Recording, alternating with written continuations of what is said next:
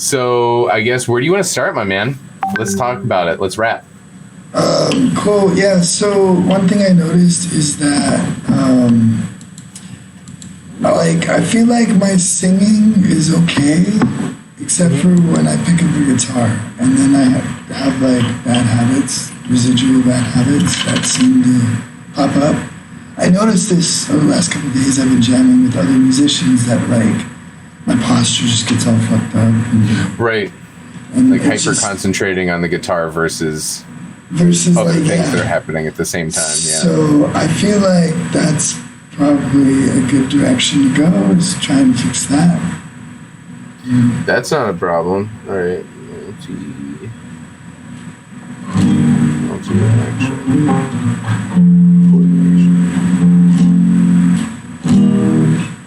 All right. So really the biggest thing that I could think of,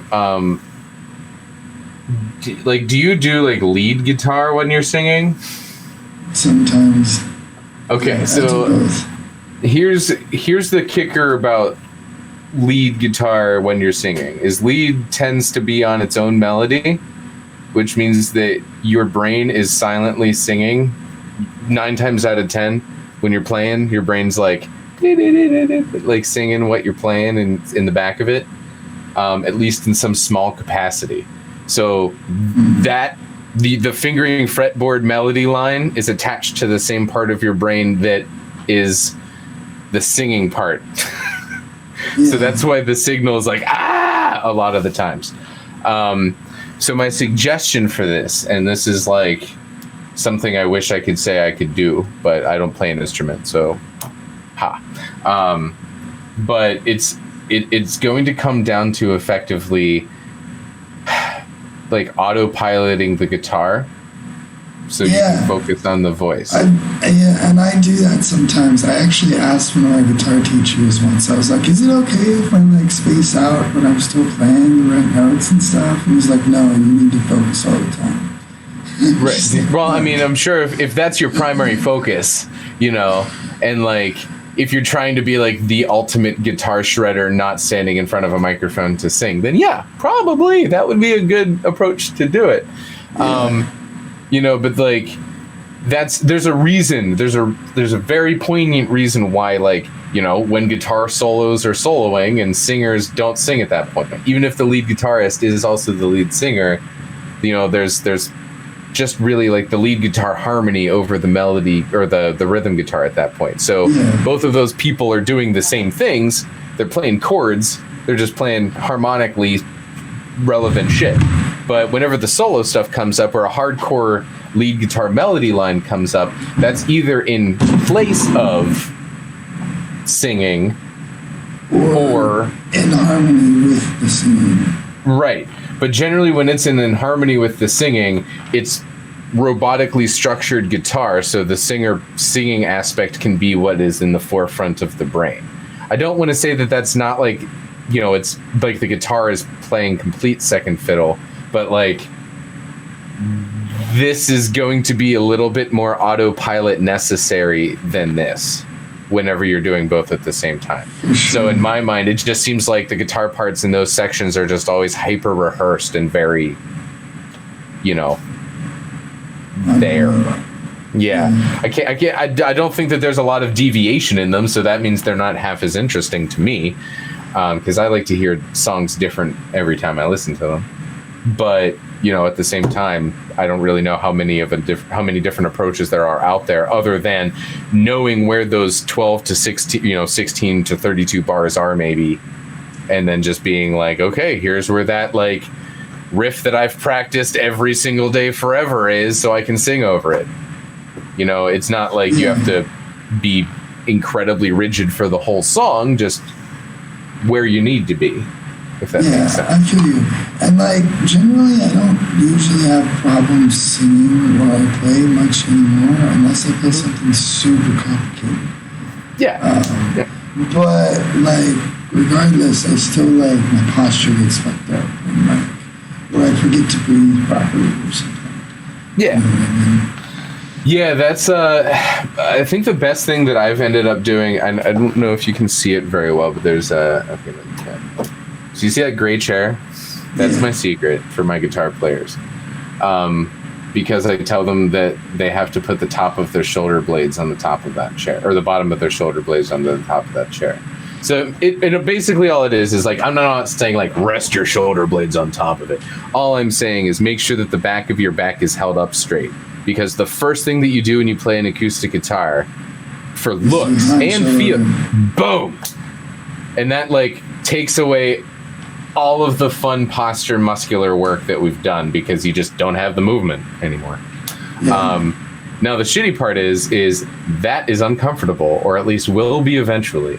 It's also different from how you normally play. It's with like uncomfortable. Yeah, and your arms are in a different position on your guitar than when you're slightly slumped over, right?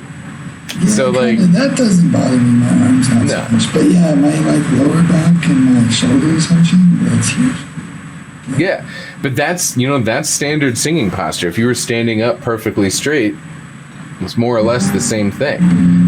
It's just a way to kind of train yourself to catch yourself whenever you're doing the guitar hunch, so you can just be like, all right, I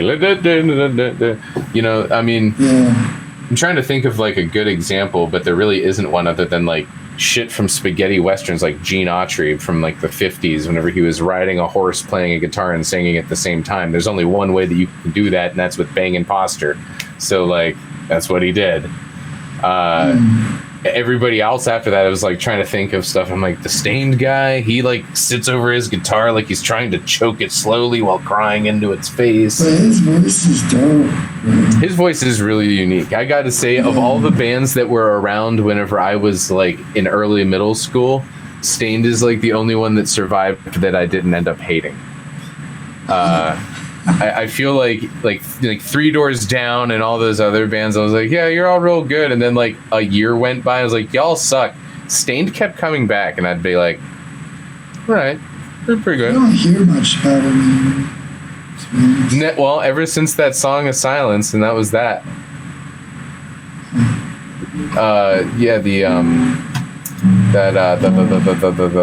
I'm assuming you've seen that, right? No.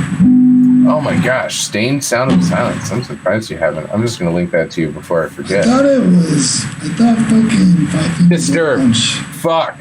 Oh yeah, Disturbed Sound of Silence. Okay. Yeah. That makes more sense. Stained and Disturbed. Are you talking about Disturbed, or are you talking about I'm talking about Disturbed. I'm talking about Disturbed. Yeah, they're really good too.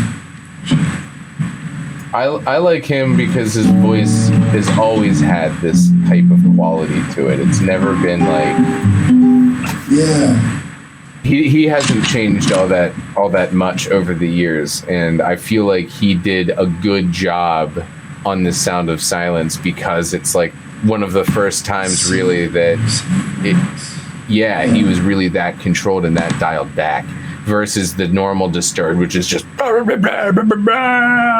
energy rock. Yeah, I like Disturbed and Five Finger Death Punch too. They both have like similar styles that are like, I don't know, man, they kind of fit my voice in a lot of ways, a lot of the stuff. I agree. I can say that I've never seen this song. This looks very interesting. I haven't listened to a lot of Five Finger Death Punch in probably, man, I'd probably have to say it's been close to 7 or more years. Like, I almost made it back to college since the last time I heard them. Damn. Shit, dude. Yeah, no, I'm like looking at these bands that they're associated with, and I have heard of like a third of them. Like Volbeat, who the hell's that? Bad Wolves, who's that? I've heard of Volbeat before. I've never heard of Bad Wolves. Brantley Gilbert. Okay, now everything's starting to show up from my middle school. Okay, now I can't find a band that I don't know. All right, never mind. There's a band called Hell Yeah. That's funny. All right. Yeah, so the coordination thing, let's just try to work on some of the bad habits that show up naturally. I'm sure that you can give them to me in a laundry list, but let's see if I can point out anything or make an observation. You want to pick any particular song that you think is conventionally difficult?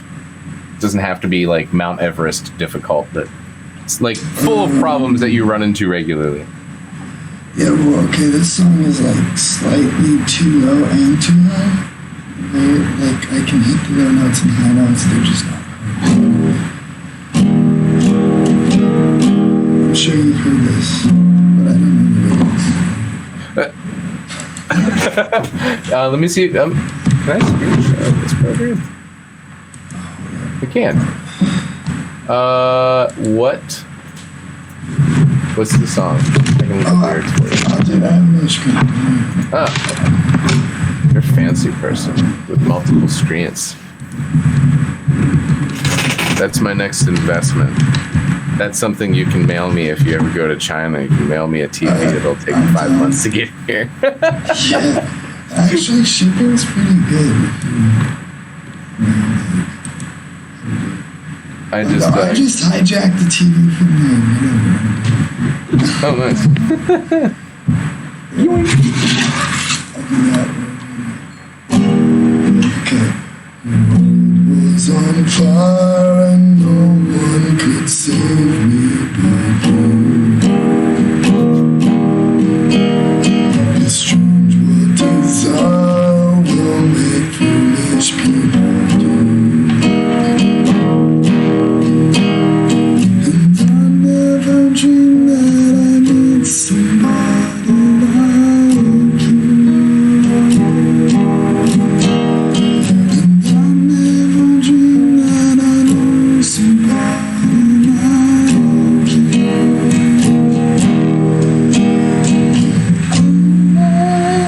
That's the high note, man. I don't wanna fall in love.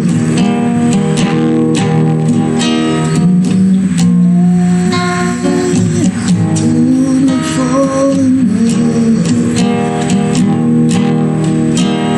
with you. Yeah. So Nice. I could definitely see where the coordination stuff gets a little side. Where's my tab with the lyrics? I started doing research on the guy Chris Issac. yeah. I kind of want to. Did this guy? I could sing a chorus like an octave lower if you want. I actually want to kinda- hit those notes. I do. Yes, and I was gonna say, don't I prefer you to be where you are because it actually didn't sound all that terrifying. I do hear where your concerns are, though. Would you do me a favor? So Can you just sing the first verse and just stop at "I never dreamed that I'd lose somebody like you"? like stop before that line or after that line? Just after that line, like right before "No, I don't want to fall in love." Oh yeah. I'm just gonna get you a voice in my head. World was on fire and no one could save me.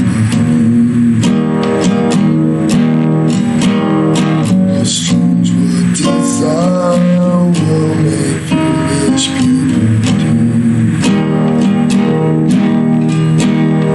And I never dreamed that I'd meet somebody like you. And I never dreamed that I'd meet somebody like you. All right, here's my question then. And you said that's the high note? No, that's not the high note. That's like, Shit, I that's can right do before the that high note. more.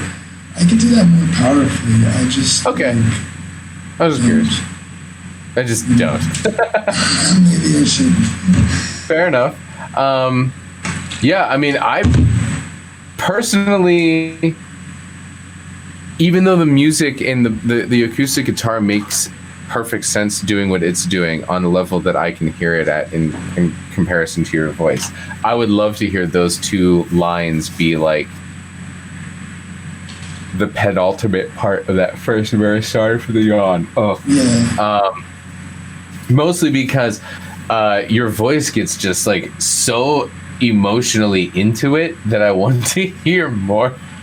It sounds weird But like, I never dreamed that I'd meet somebody like you. Like the way that you just have that phrase working for you. We're on the phone internet. It might be shitty. Magically, though, I can still hear you, which is, I can hear you great. I can't see you, but, you know, we'll work with what we can right now. Yeah, sure. My bad. Oh! Image moving.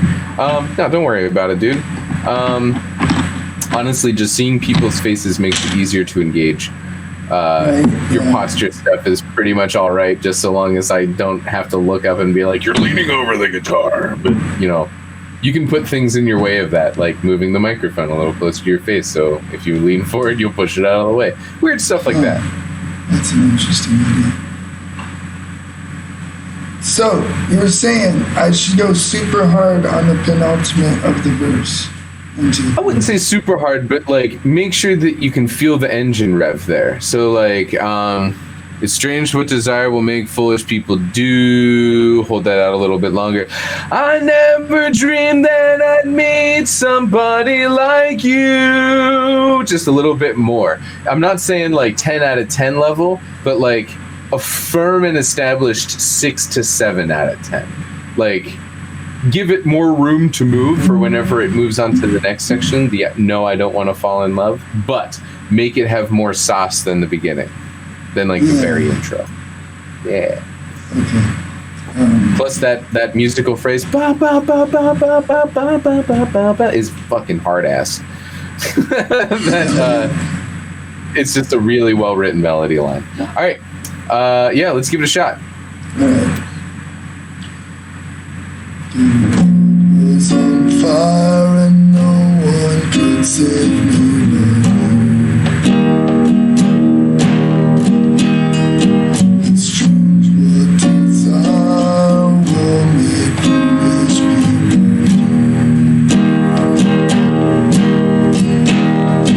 And I never dreamed that I'd meet somebody like you.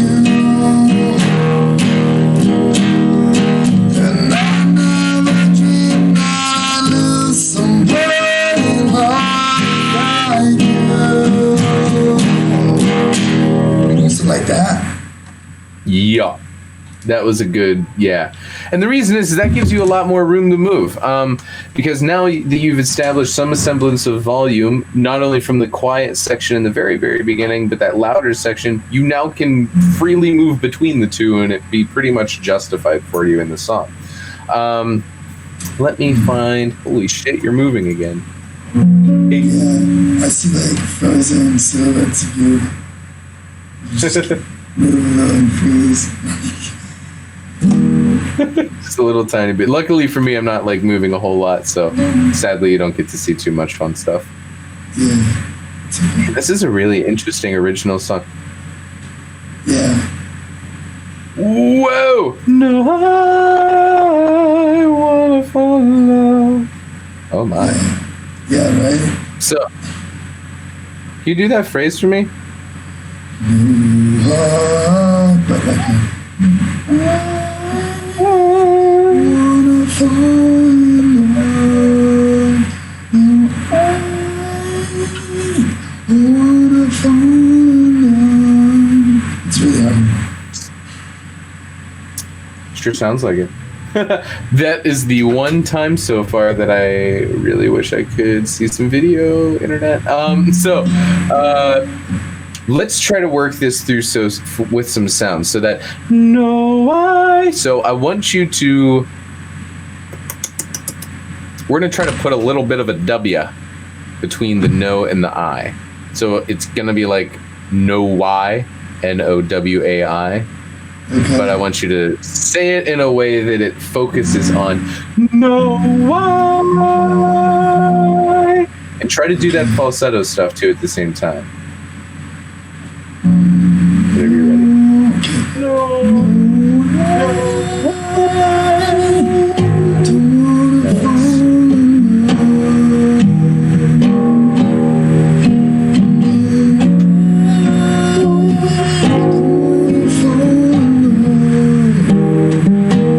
Question: How much of a snarly nasal face are you making when you say the word I?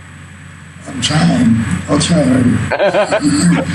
I know I'm not. I know I can't see anything. I'm just going off of what I can. But like, yeah, the more this that you can get. No, I know that sounds corny as fuck. Yeah. You feel that? That extra little change of pressure? Yeah. So that's a little secret for top range falsetto stuff, is making it hypernasal. Now, hypernasality is actually a term that is used and generally something that is avoided. However, in the context of this song, as I'm listening to the original version, that's actually what he does. So not only is it justified for you as a tactic to hit that note easier, but it is certainly justified because Homeboy does it in the original version. So you got like the best of both worlds for this strategy here. So if that is if that thing works out for the stability, I think keep it. All right, you wouldn't mind taking it from the top, and let's see what that feels like from the beginning to the end of the chorus. The world was on fire and no one could save me but you. It's strange what desire will make foolish people do. And I never dreamed that I need somebody like you. And I never dreamed that I knew somebody like you.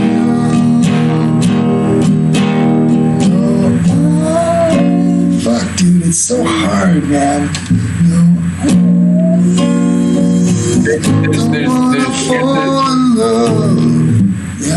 The secret is really that no why. So let's just try those two notes. Just the no why. Let me see if there's any other thing that I can add to that.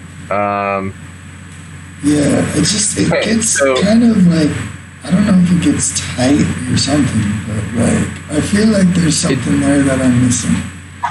It definitely is getting tight, and it's because there's tension building up somewhere that I think I can redirect. Okay.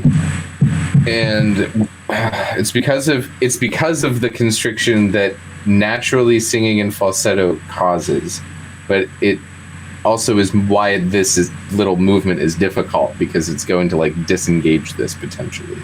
I think the crisper and the faster that we can get through like the no why, like you can feel how I allow that like to bounce, right? No why, especially that W between the no and the I. Are you hearing that? Yeah. Yeah, so I'm gonna see if I can fluff that up a little bit, because I know I'm hyper supporting. No, I. Okay, that is tough, but no, that uses way less air than I even thought it would. Yeah, that like no, I nasal stuff is that makes air way more efficient. Like I can hold that note almost twice as long doing that. Give that a shot one more time. Just the no do. No way. It's not bad.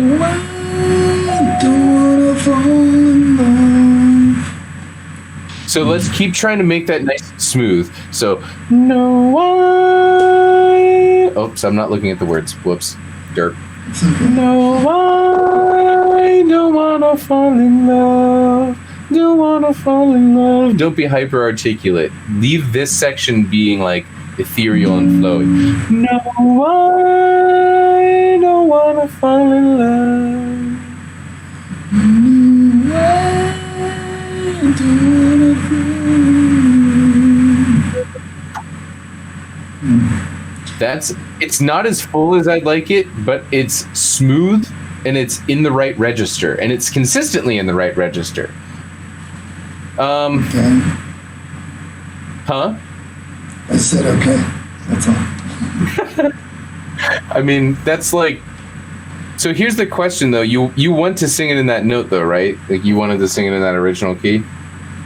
No, Right.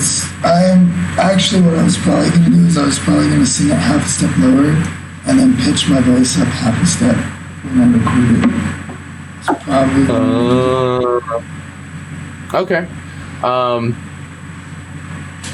Fair enough. Are you going to sing it full voice then instead of this falsetto? no, I'm still going to try to do it some sort of like falsetto. Okay. Cool. Let's try this one more time. Is there any particular way that I could request even more fuzziness? Actually, say, new exercise time. Oh my God. I rediscovered this going through an old notebook the other day. It's called the ngi exercise. And it's the same as all we normally do, but it is ng, and then gi. So ngi. Go ahead and say ngi. Yes. So you can feel how the base of your tongue is kind of like shifted forward. Yeah, it goes forward. And Yes. So that is going to end up being a very beneficial thing for making sure sounds stay nice and bright and forward. It like naturally takes your whole instrument that lives right here and just goes whoop more like closer to your lips. I know that you can't necessarily see that graphic that I just did, but cool. So this brightness that's coming through this falsetto stuff, the brighter that it is, the tighter constrictions happen, which means the more efficiently the air will travel through your vocal cords. Holy fuck, Keith, stay awake. All right, use words, brain, wake up. So let's try this one more time, but let's add a little bit more spice behind it if we can, just for stability's sake, not for like context of the performance sake. Let's see if we can make this full sound happen a little bit easier for you. So even more ngi, no I, or ngi, you can even sing it in that first no note, ngi, no I, or whatever that is. I don't know if that's the right note.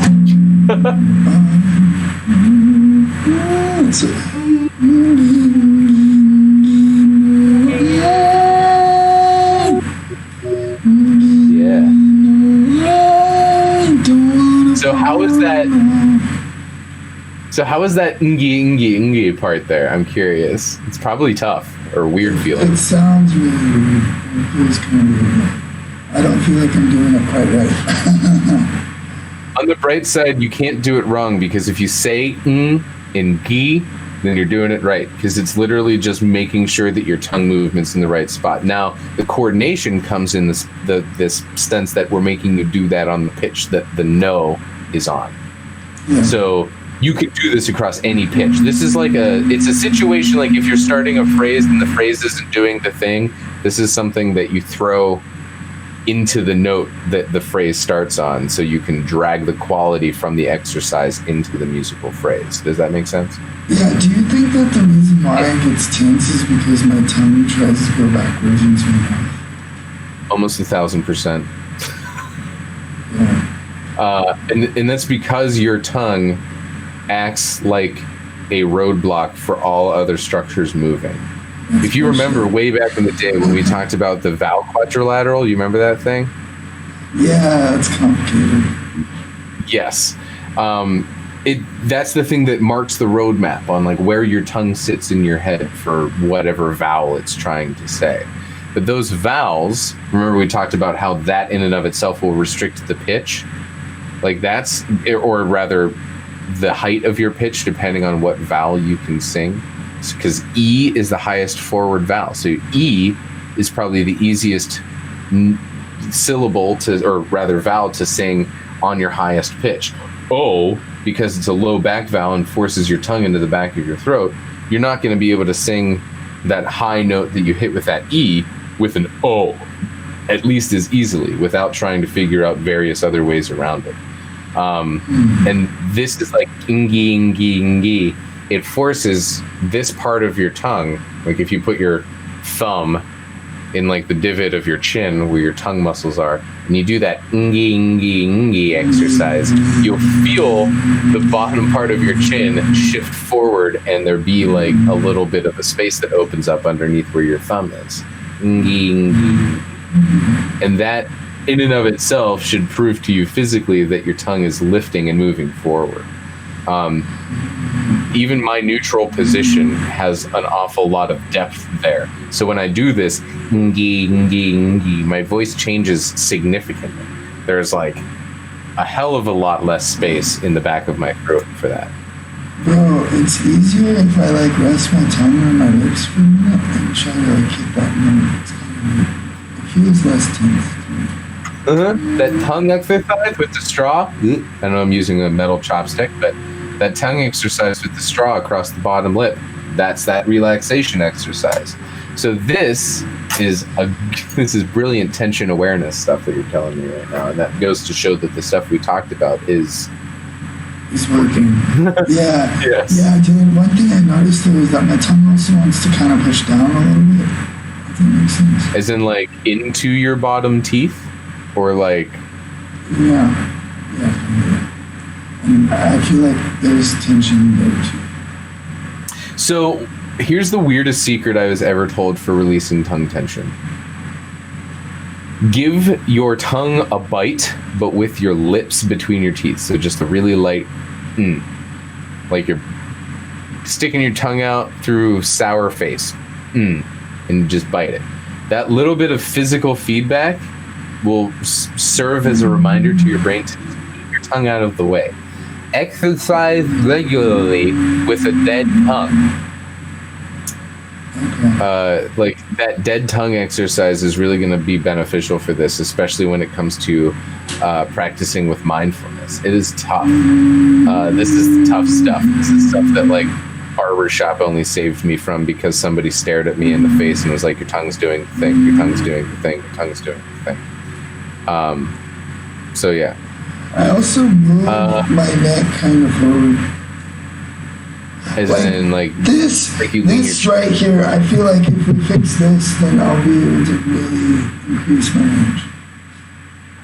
Boy, let me think of the horrible things that my voice teacher used to do for my posture. He used to tape a ruler between my shoulder blades and make the back of my head rest against it. How do you do that? Was a good one. Well, you have to have somebody help you.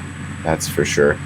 But you take a ruler and you just like tape it right back behind your along your spine, behind your rib cage or behind your shoulder blades, and then the ruler sticks up here, and you make sure that your head is constantly in contact with it, so it's back like that. That's a great idea. It's cheap. That's my favorite thing is like you can spend $5 on Amazon to buy some like corrective strap, or you can tape a roller to your back. Yeah. And that's cheaper. So that's a pretty decent way to do it.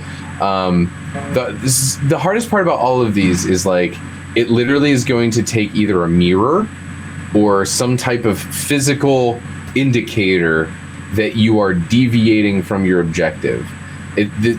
Like this goes as far as like I used to write on my steering wheel in my car like don't slouch, because I used to like sit in my driver's seat like this, basically be a horrible slouch.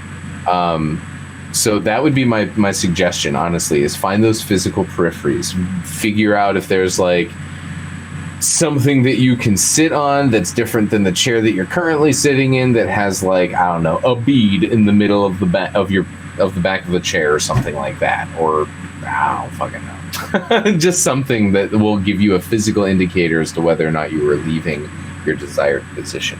Posture work is a son of a bitch for that, I regret to say. Yeah, I just like, because I feel like it could be a lot easier than it is. Yeah, you're not wrong. And it's pretty much because of that bad habit, of poor posture and long periods of time and 20 years of life. and doing stuff like incorrectly for long periods, or it's just all that. That's why it's hard. It's honestly like, you've already proven it. Like, the minute that you do it, it gets easier. Yeah, but marginally, not as much as I feel like it should. But I feel like the potential is there. You know what I mean? But here's the thing: is like Sorry, keep going. No, it's okay. You go. I was hearing. If I relax into it, like, the note gets slightly more stable, but I still feel like kind of tense. But I feel like I could release that, and then the note would get louder in volume. I'm pretty sure. Yeah. And that's really what I was getting at is, whenever you learn these things, and whenever you just figure out that good posture makes for a better product, or, better end result, or whatever the hell you want to call it at this point, like, that posture isn't going to make that end product 100% immediately. It's just like everything else. Once you discover it, you have to discover the most efficient formation of it. Just the discovery of it is going to show an improvement, but it's not going to show the maximum and best improvement that it possibly can. So, just be patient with it, just like everything else, you silly perfectionist that has no patience. That's really it, though. I think, honestly, outside of that, it's not that far off.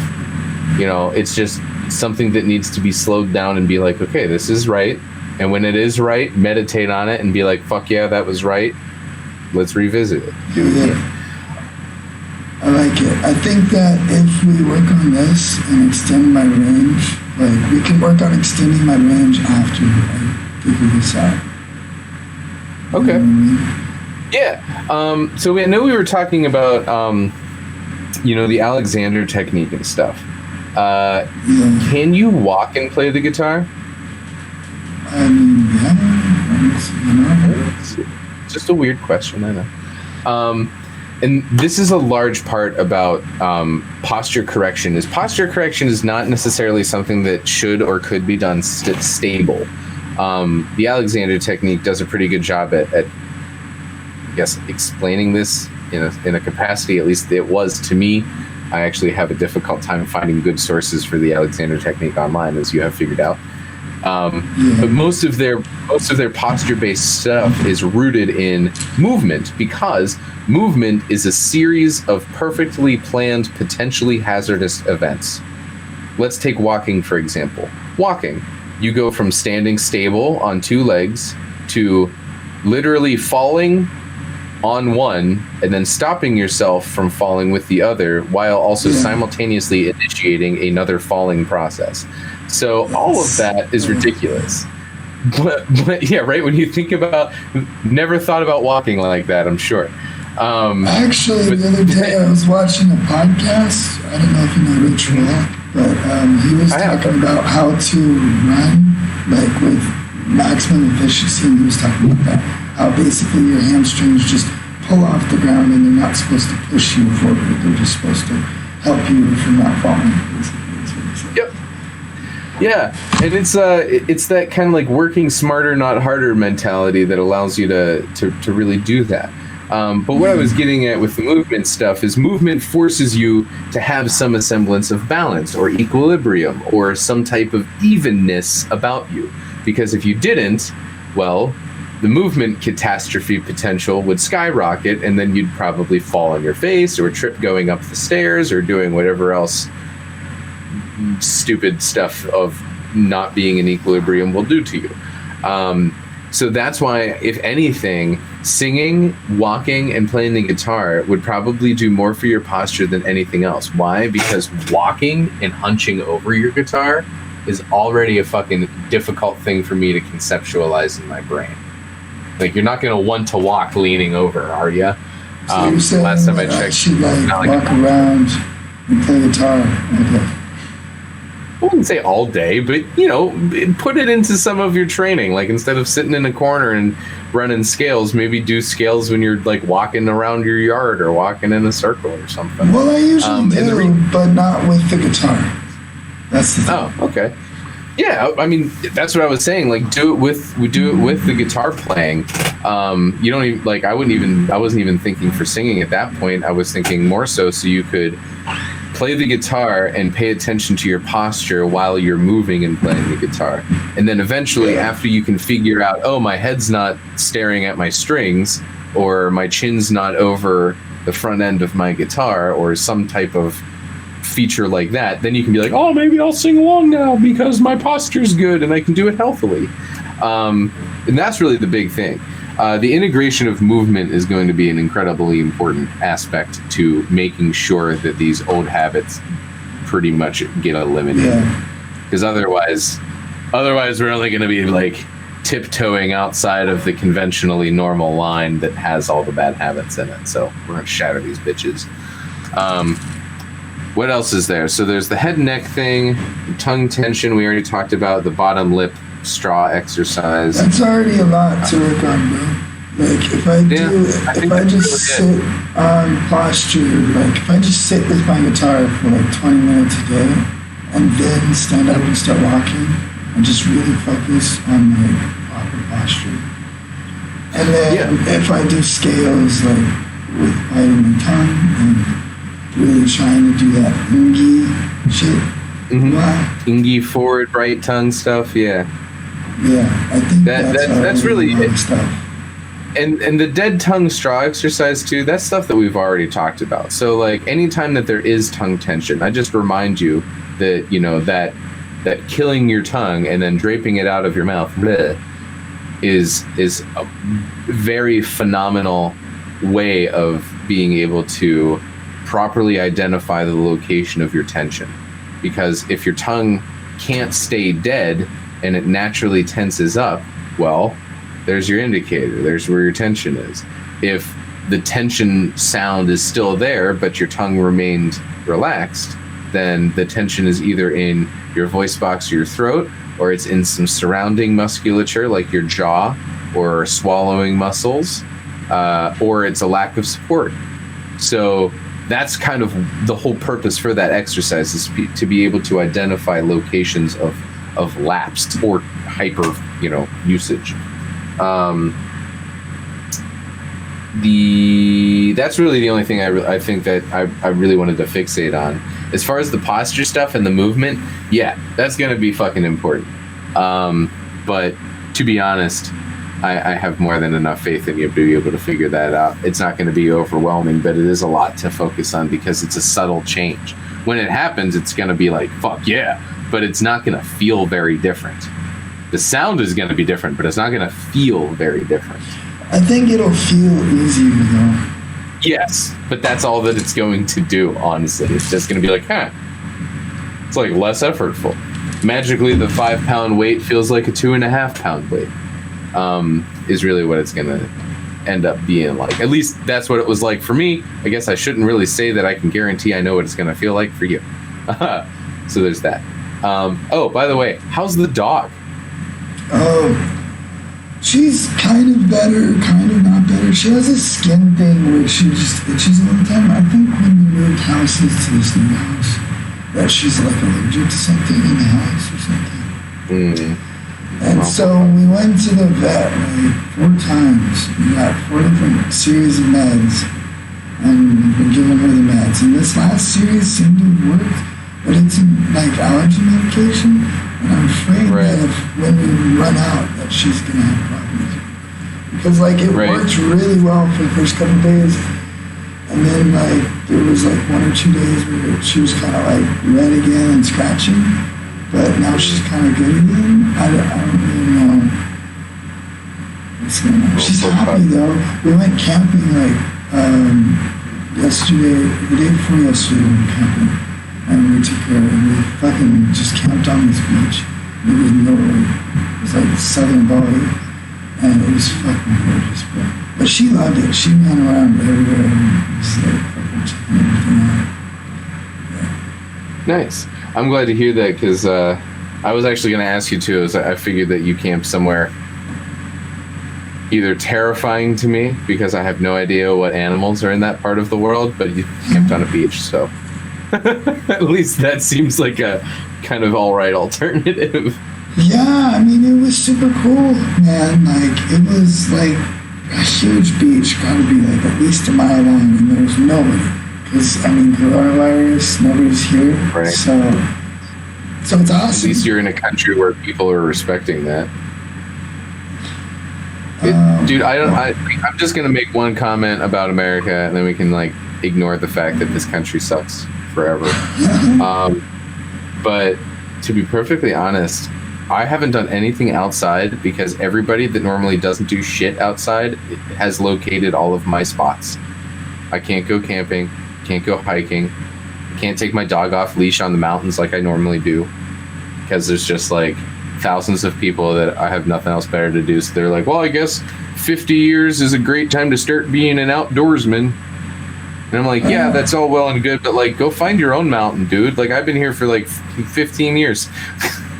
Yeah, maybe it's time to find some new spots, bro. Yeah, I know. I mean, don't get me wrong. They were always convenient, like, 10, 15 minutes away, but oh, yeah, that's maybe I got it stuff. Legitimate disappearing now. Yeah, like Gross. an hour hike up the mountain. Yeah. Blech. But oh well. So yeah, I think as far as the coordination and stuff like that too, like with the guitar playing and the singing, do your best to identify specific sections of songs that are like more I saw the poppy in the background. Like the one moment that your video moves, I saw a tail flip in the background. But yeah, so I would say start with identifying specific sections of music that are like, the road starts to get a little bumpy here. Because then that's where you're going to have to focus on like, all right, autopilot through the guitar part, or like just work on it to the point where you can play it if somebody was punching you in the face. Like, that well. God, I wish... Have I sent you a video of Munyon yet? They're like probably the best band for being able to watch somebody sing and play the guitar at some ridiculous ability. And the funniest part is when I work with him, he tells me that that's his same problem. And I'm like, straight up, dude, you tell me that, but I can't see it. Because he sings great and he plays the guitar at the same time. And I'm like, fuck. Like, he's like, I can't do this. I'm like, I don't know why you're saying you can't do this. You're clearly doing it. So yeah, it's hard. But as far as his exercise, he's the guy that I got that identification exercise from, because I straight up asked him, like, what do you do? And because clearly it's working for him. I don't know why he's perceiving it as not working for him, because you can record it and see it, and he's like doing it. He doesn't not do it. But I mean, that's really all that I can say. Is all he told me to do is like, he finds the parts that he screws up on heavily, and then he plays the guitar part until he can play that without thinking, and then he sings, and he focuses on singing because then his hands autopilot. But that's really I wish I could give you more advice as a non-guitar player. No, that totally makes sense, bro. It's like not that hard to autopilot stuff. Just gotta do it. It's just that, like, I don't think it's really the autopilot thing. It's really just that I'm not very self-aware of my posture. Right. Because that's not the problem. My guitar is fine. I feel like it's just that I'm not paying enough attention, and I haven't practiced enough singing with it. Do you happen to have like a big mirror in your house, like a mirror? Yeah. Okay. Cool. Do you ever practice in front of it? Sometimes. I would have to say that as far, like, whenever you're doing specifically like guitar singy stuff, not just like one or the other, start introducing that mirror to the equation. Because honestly, it sounds weird, but even if you just like catch your glance of side eye of yourself and you're like in bad posture, boom, you'll fix that, because you'll be like, I suck. Why do I suck? And then you'll like just fix the posture because you saw it. I've never been very much like a person to promote mirror work, but the three times that I've done it in my life, it really does. It really does. I've never had to use it as much as most people say that they need to use it, but then again, I also trying to be like something insane. Yeah, I need to spend, like, once I get the singing down a little more, I need to spend, like, 2 months just working on facial expressions, bro. I was no joke that I spent an hour lesson today basically telling somebody who has definitely been a jock his entire life that emotions are meant to be worn on your face and that they affect the tonal quality of your sound. And he was like, what do you mean? I'm like, dude, like, listen to... I put, like, 2 different songs. I put, like, a Weird Al song. I was like, you can't tell me that he's not smiling when he's singing this. And he's like, yeah, he's smiling. I'm like, how can you tell? It's like, well, I can hear it. And I'm like, that's exactly what I was trying to tell you. Duh. Like, I don't know. People are weird. Yeah, for sure. But that is really going to be a helpful thing. The ingi exercise, honestly, would be beneficial too to do in front of the mirror, because you'll see like weird little movements that you won't notice before. Like your cheeks will puff up a little bit, because you have to lift your what is referred to as your nares, or in other words, the outer archways of your nostrils, and those lift up when you Okay. That those are just weird subtle changes that, you know, unless you're staring at your face, you won't necessarily notice or feel. So definitely I think your work's going to be really good. Oh, my foot just went to sleep. So yeah, it happens. Honestly, I spend enough time sitting in this fucking chair. I don't know. So what else do you want to talk about, man? Or you want to sing anything? We still got 10 more minutes. I don't really know what else. Like, I just need to practice more. Oh, dude. So I'm having trouble doing 2 sets of vocals a day. Like, I can do one super consistently, but the second I try to introduce another, it's hit or miss if I get to it. And then by the time I get to it, like, sometimes I have the energy, sometimes I don't. It's just, like, really hard. So when you say your sets, walk me through what you're doing now, like how long and stuff like that. You mean like wise? Like, yeah, because I'm just saying, like, what is a stereotypical set nowadays? I know that you like to manipulate and change these. Yeah, so I wake up, I've been starting in the shower by just doing like some sirens with hum in the shower. And then when I get out of the shower, I do a little bit of breathing, and then I just do fucking tons of scales and rings. Like, different bells and just tons of that. Is there like a time limit for that you would say? Usually I spend around 45 minutes unless my mind is having trouble like staying focused. Yeah. So, hey, welcome back. Dude, the internet is not agreeing with me today. Well, now I can see you and you look perfectly fine. So that's all I asked right whenever everything froze was that's like roughly an hour, so like 15 minutes of warm up, 45 minutes of like hardcore shit. Yeah, I wouldn't say like an hour. I would say usually it ends up being like 45 minutes. Okay. So what I would suggest then, if that's difficult, when is the second set? No, the first set's easy. It's the second set. That's the thing. Like, I don't know if I should do it right before bed or like midday or what, but like, I always put it like as the last thing on my list for the day, and then I get to it, and I just like usually just don't get to it. I would say do it approximate to dinner, because it's like, well, do you eat dinner like an hour before bed, or do you eat dinner at like 5 or 6 o'clock and then go to bed at like 10 o'clock? Bro, if that's I don't have a schedule. So I can't answer those questions.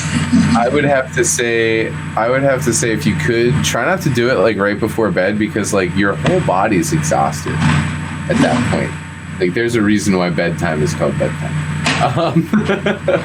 But if I were you, I would try to stick it to like, I don't know, like approximate to the normal society dinner time, or either just before it or just after. I would try to sing before you eat. Just because your bodies do a bunch of weird shit whenever you put food in it. So usually I go to the gym and then I come home. So maybe if I do it before I go to the gym.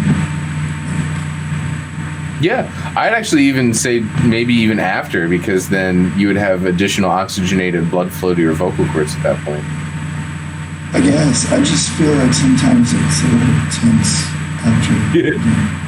I would assume too, because you've been using.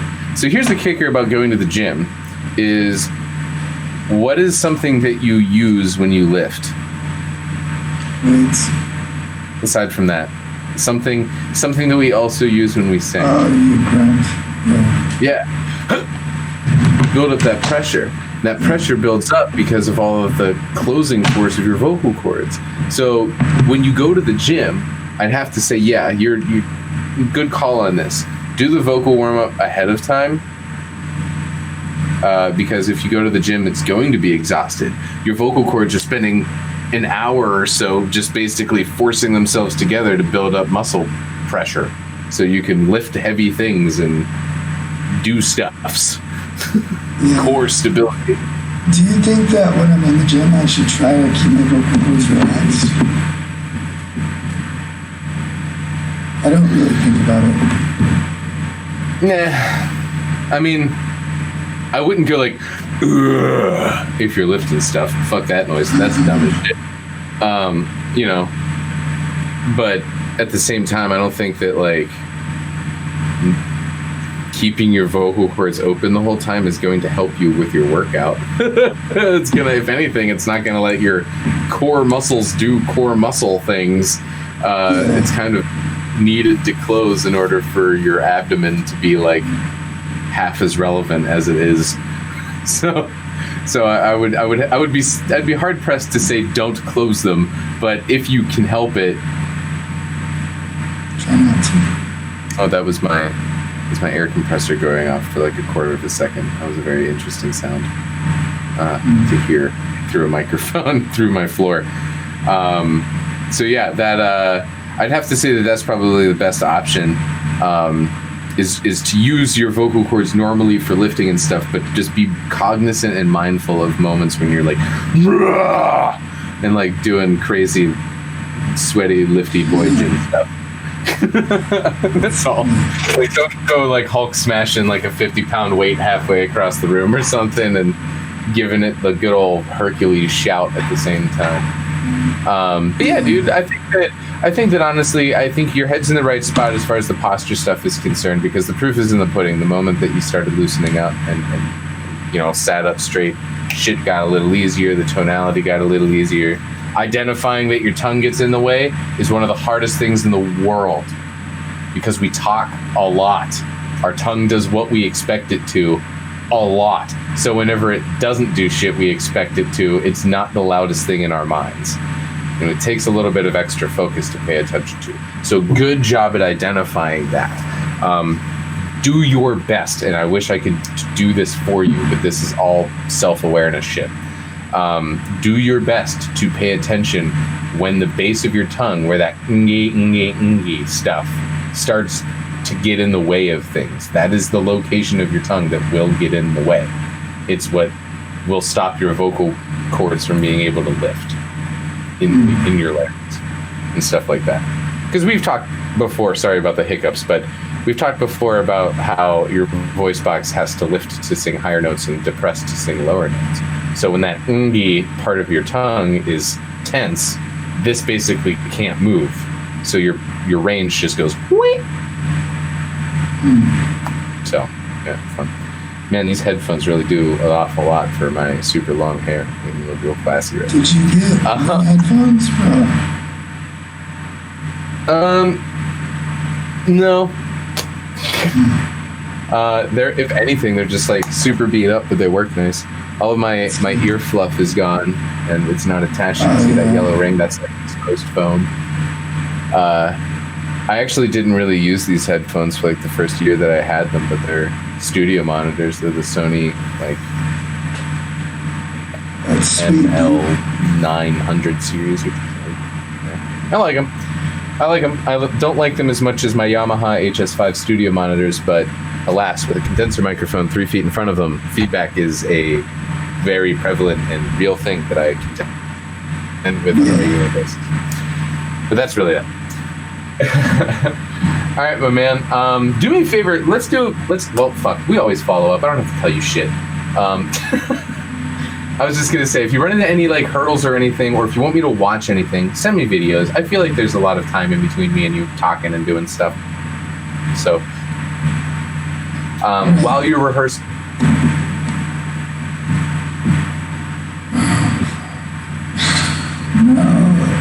When you first like take a little, it doesn't have to be anything edited or fancy, you crazy. Just be like, I'm not moving right. What's wrong? Or I'm moving, but nothing's doing the thing.